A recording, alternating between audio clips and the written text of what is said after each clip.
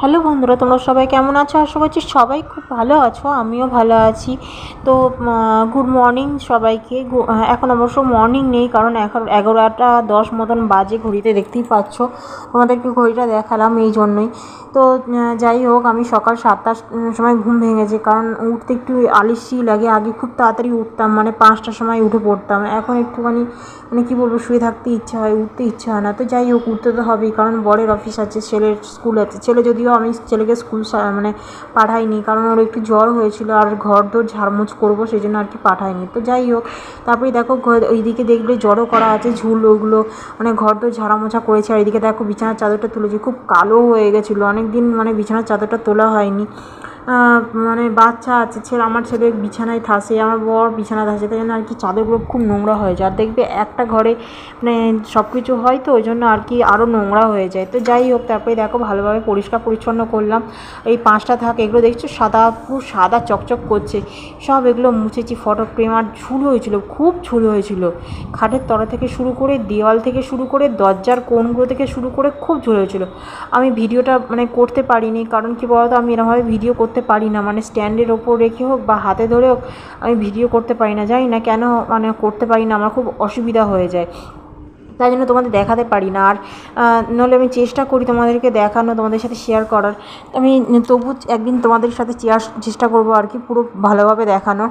তো যাই হোক, এখন এরমভাবে দেখে নাও। তো এদিকে দেখো পাখাটাও পরিষ্কার করলাম। এই কদিন আগে তোমাদের রথের দিন দেখালাম যে পাখাটা পরিষ্কার করেছি। আর আমাদের ঘরে না খুব ধুলো হয়, ঝুল হয়, কারণ একটা ঘরের মধ্যে ঠাকুর ঘর, তো মনে হয় ধূপকাঠি জ্বালিয়ে ওই ধূপকাঠির ধোঁয়াগুলো তো সব ঘরের মধ্যে করে, ঘোরাফেরা করে, তাই না সেই ধুলোগুলো লেগে যায় আর কি। দেওয়ালগুলো ঝাড়লাম, করলাম। আর পুজোর দেখো ঠাকুরের বাসন মাজা হয়ে গেছে, মানে ঠাকুরকে চন্দন টন্দন পড়া হয়ে গেছে, শুধু আমি ফুল দিয়ে পুজো করে মিষ্টি জল দেওয়াটা বাকি আছে আর কি। ঠাকুরের কাপড় চোপড়ও মেলে দিয়েছি। আর সকালবেলা উঠে জামা কাপড়গুলো কেচে মেলা হয়ে গেছে, মানে সকালবেলা আমার কাজ হয়ে যায়, রান্না বান্না, জামা কাপড় মেলা, ঠাকুর ঘর মোছা, এগুলো সব বিছানা তোলা, এগুলো হয়ে যায়। শুধু বাকি থাকে বলতে আমার চান করাটা আর মানে রান্না করার পর যে বাসন ধোয়াটা সেটা বাকি থাকে, তো সেটা পরে করে নিই। তারপরে দেখো এগুলো ভালোভাবে জামা কাপড়গুলো মেলে দিয়ে আর এদিকে গাছে জল দিয়েছি। আর দেখতে পাচ্ছ যে গাছটা রাখা আছে, ওটা গাছটা নতুন নিয়ে এসেছি, টগর গাছ।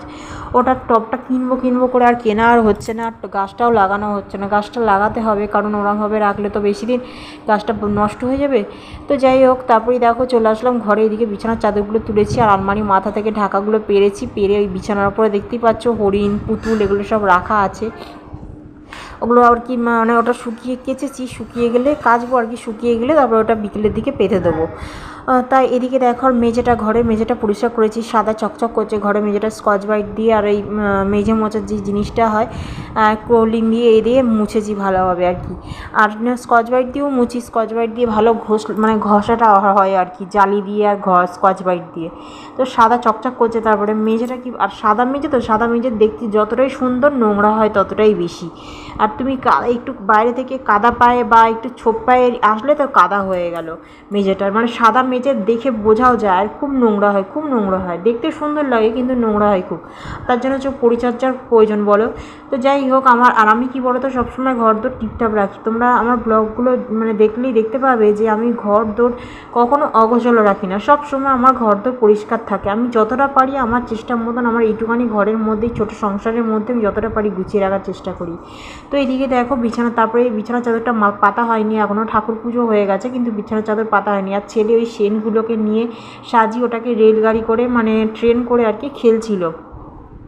আর এদিকে দেখো ঠাকুর পুজো আমার হয়ে গেছে বৃহস্পতিবারের, মানে ফুল দিয়ে সাজিয়েছি, ফুল দিয়ে সাজিয়ে মিষ্টি একটু গুজিয়া কেটে, গুজিয়া দিয়ে এদিকে পুজো দিয়ে দিয়েছি। ফল টল আর কাটিনি, কারণ ফল ছিল কিন্তু কাটা হয়নি। আর তাড়াহুড়ো আর ভালো লাগছিল না, ইচ্ছে হচ্ছিলো না, অত কাজকর্ম করে তো আর ইচ্ছা হচ্ছিলো না। তারপরে দেখো খেতে চলে আসলাম, কি খাবারটা কি হয়েছে দেখে নাও, তারপরে খাবো। তো হয়েছে তিল আলু দিয়ে তরকারি, আর গন্ধরাজ লেবু, মাছের ঝোল, আর ভাত আর ডাল।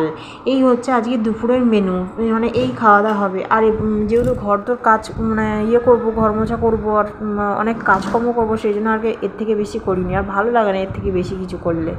তো তারপরে দেখো বিছানার চাদরটা পাচ্ছি, আর আমার খাটটা খুব বড়, তো মানে বিছানার চাদর পাততে গিয়ে না আমার হাত ধরে যায়, এত বড় খাট তো মানে খুব কষ্ট হয় বিছানার চাদরটা পাততে। এই প্রান্ত থেকে ও প্রান্ত সেই ছুটে ছুটে আর কি পাততে হয়। তো আর বিছানার চাদরটা দেখবে পরিষ্কার করে পাতলে না খুব সুন্দর লাগে, মানে আর আমি বিছানার চাদরটা বেশ টান টান করে পাতি, মানে একটু ঘেটে গেলে না কেমন একটা লাগে, মনে হয় যেন ভালো লাগছে না, বিছানাটা অগোছালো হয়ে আছে এরম মনে হয়।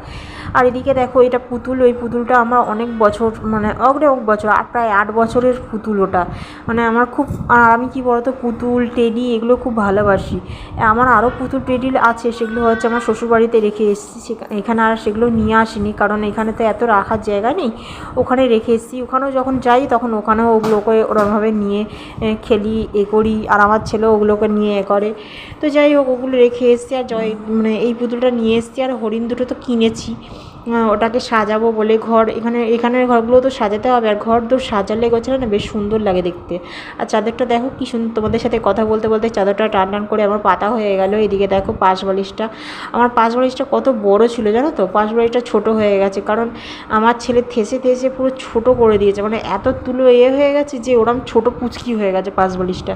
একটা বড় পাশ বালিশ কিনতে হবে, দেখি এখন হবে না, হয়তো পরে করতে হবে, কারণ ওইটুখানি ছোটো বালিশে না হয় না। ওই ছোটো বালিশটায় কী হয় বলো তো, না ঠিক মতন পা তোলা যাবে, না ঠিক মতন হবে। তো যাই হোক, আর একটা বালিশও লাগবে, দুটো বালিশই আর কি এখন চলে যাচ্ছে আর কি।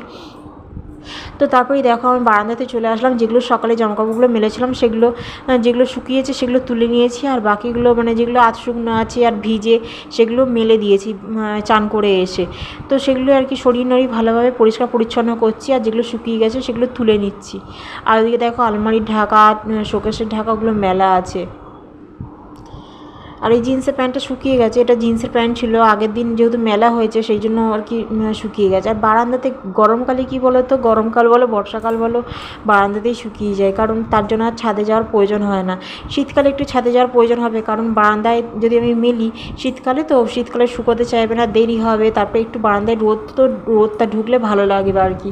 তাই জন্য শীতকালে আমি মেলতে যাব উপরে, এখন আপাতত এই গরমকাল আর এই বর্ষাকালটা আমি বারান্দাতেই মেলি, বারান্দাতেই শুকিয়ে যায় জামাকাপড়গুলো। আর খুব হাওয়া দেয় তো, আমার বারান্দাটা মুখ হচ্ছে পূর্ব দিকে খুব হাওয়া দেয়, আর সকালবেলা রোদের মানে প্রথম রোদটাই আমার বারান্দা পায় আর কি, সেই জন্য জামাকাপড়গুলো খুব মানে সহজেই শুকিয়ে যায় আমার, আর আমার অত টেনশান থাকে না।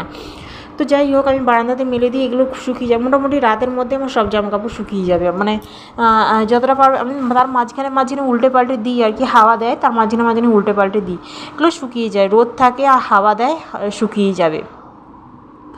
তো আমি আলমারি ঢাকাটা, মানে আলমারি যে ঢাকা পাওয়া যায় সেটা আমি করতাম, কিন্তু সেটা আর করিনি, আমি এরমভাবেই আলমারিটা ঢাকা দিই, কারণ ওই আলমারি ঢাকাটা না আমার ভালো লাগে না। যদি একটা ঘরে হতো, মানে 2-3টে ঘর থাকতো ঠিক আছে, কিন্তু একটা ঘরে তো ওই আলমারি ঢাকা পরিয়ে খুব অসুবিধা হয়ে যেত, সেই জন্য আর কি আমি আলমারির ওপরে এই জালিটা কিনেছি, মানে এই টেবিলে ঢাকার যে নেটের পাওয়া যায় সেই নেটটা কিনে এটা আলমারির মাথাতে ঢাকা দিই। আর যেটা শোকেস আলমারি আমার আয়না আছে, ঘরে বলে যে আয়না রাখতে নেই, আর আয়না রাখলে সেটাকে ঢেকে রাখতে হয়। তোমরা নিশ্চয়ই জানো হয়তো, বা কেউ হয়তো জানো না, ঘরে আয়না থাকলে না সেটা ঢেকে রাখতে হয়, বলে যে সকালবেলা আমরা যখন বাসি মুখে উঠি আর কি, আয়নার যদি মুখটা পড়ে যায় বলে সারা দিনটা নাকি বাজে যায়, অনেক ব্যাপার আছে আর কি, নেগেটিভ কিছু একটা আছে। তো যাই হোক আমি এটা শুনেছি আর জানিও আমি, সেই জন্য আর কি আমি ঘরে যখনই মানে শোকেস আলমারিটা রেখেছি তখনই আমি ঢাকা দিয়ে রেখেছি। আগে শ্বশুরবাড়িতে আমার বারান্দা ছিল, ওই বারান্দায় আর কি শোকেস আলমারিটা ছিল, সেই জন্য আমি ঢাকা দিয়ে রাখতাম না, কিন্তু তারপর আমি যখন জানলাম তখন আমি ঘরের মধ্যে ঢাকা দিয়ে এরমভাবে রাখলাম। তারপরে দেখো আমি চলে এসেছি, আমার সব কাজ কমপ্লিট হয়ে গেছে, এবার আমি খেতে বসবো। আর খেতে তখন 3টে মতন হয়ে গেছিলো। তো আমার ব্লগটা আমি এখানে শেষ করছি, টাটা। তোমরা